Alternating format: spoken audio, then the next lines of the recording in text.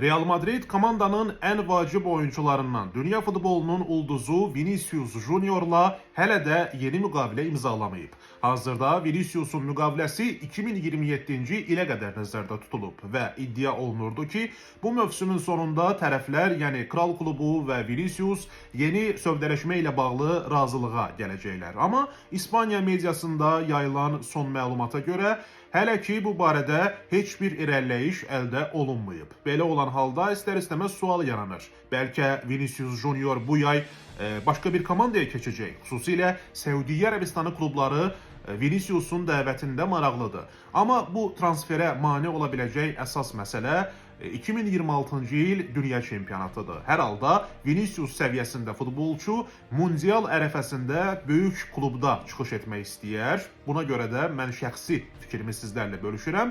Vinicius'un bu yay başqa komandaya keçid ehtimalını aşağı qiymətləndirirəm. Amma ola bilsin ki, gələn il dünya çempionatından əvvəl ya da mundialdan sonra biz onun başqa kluba keçidini gördük.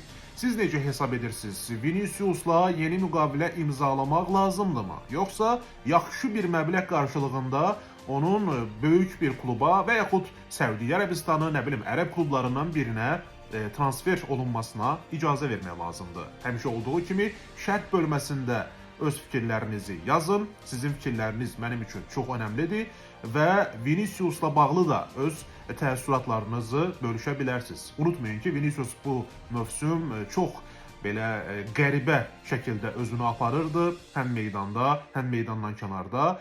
Bu azarkeşlərlə mübahisələr, hakimlərin bütün qərarlarına sərt reaksiyalar, lazımsız sarı vərəqələr, provokasiyalar və s. və ilaxır. Bütün bunlar təbii ki, Real Madridin də nüfuzuna, imicinə mənfi təsir göstərir. Həmişə olduğu kimi fikirlərinizi gözləyirəm.